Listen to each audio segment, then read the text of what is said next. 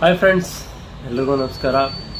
ನಾನು ಇವತ್ತು ವಿಡಿಯೋ ಮಾಡ್ತಾ ಇರೋದು ಏನು ಅಂತಂದರೆ, ಇವಾಗ ಎಷ್ಟೋ ಜನಕ್ಕೆ ಆಕ್ಸಿಡೆಂಟ್ ಆಗುತ್ತೆ, ಬೈಕ್ನ ರೆಡಿ ಮಾಡಿಸ್ಕೊಳಕ್ಕಾಗಲ್ಲ. ಏನಕ್ಕೆ ಬೈಕ್ ರೆಡಿ ಮಾಡಿಸ್ಕೊಳಕ್ಕಾಗಲ್ಲ ಅಂತಂದರೆ, ಈಗ ಆಕ್ಸಿಡೆಂಟ್ ಆಗಿದ್ದು ಇನ್ಸೂರೆನ್ಸ್ ಕ್ಲೈಮ್ ಮಾಡೋದ ಅಂತಾರೆ. ಎಷ್ಟೋ ಜನಗಳಿಗೆ ಇನ್ಸೂರೆನ್ಸು 5 years ಐತೆ ಅಂತ 5 years ಐತೆ ಅಂತ ಎಲ್ಲರಿಗೂ ಹೇಳ್ತಾರೆ. ಬಟ್ 5 year ಇನ್ಸೂರೆನ್ಸ್ ಐತೆ ಅಂತ ಏನಕ್ಕೆ ಹೇಳ್ತಾರೆ ಅಂತಂದರೆ, ಅದನ್ನು ನೀಟಾಗಿ ಬಿಡಿಸಿ ನಾವು ಕೇಳಬೇಕು. ಕೇಳಲಿಲ್ಲ ಅಂತಂದರೆ, ಈಗ 1 ವರ್ಷ ಫಸ್ಟ್ ಪಾರ್ಟಿ ಇರುತ್ತೆ, 4 ವರ್ಷ ಥರ್ಡ್ ಪಾರ್ಟಿ ಇರುತ್ತೆ. ಅದನ್ನು ನಾವು ಸ್ಟಾರ್ಟಿಂಗಲ್ಲೇ ಕೇಳಿ ಮಾಡಿಕೊಂಡ್ರೆ ಬೆಸ್ಟು ಫ್ರೆಂಡ್ಸ್.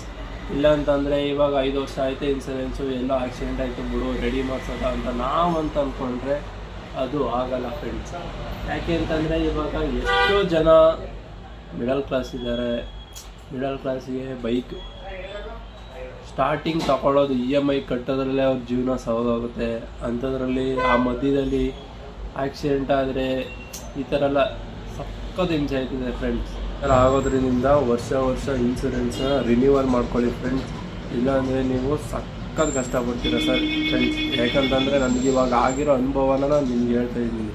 ಏಕೆಂತಂದರೆ ನಾನು ಈ ಥರ ಮರಳಾಗಿ 5 ವರ್ಷ ಐತೆ ಅಂತ ಅಂದ್ಕೊಂಡು ಶೋರೂಮ್ ತೊಗೊಂಡೋಗಿ ಬೈಕ್ ಬಿಟ್ರೆ ಶೋರೂಮಲ್ಲಿ ಏನು ಹೇಳಿದ್ದು ಇನ್ಸೂರೆನ್ಸ್ ಇಲ್ಲ ಅಂತ. ಹಾಗಾಗಿ ವರ್ಷ ಇನ್ಸೂರೆನ್ಸ್ ರಿನ್ಯೂವಲ್ ಮಾಡಿಸ್ಕೊಳ್ಳಿ, ಬಿ ಸೇಫ್ ಆಗಿ ಓಡಿಸಿ.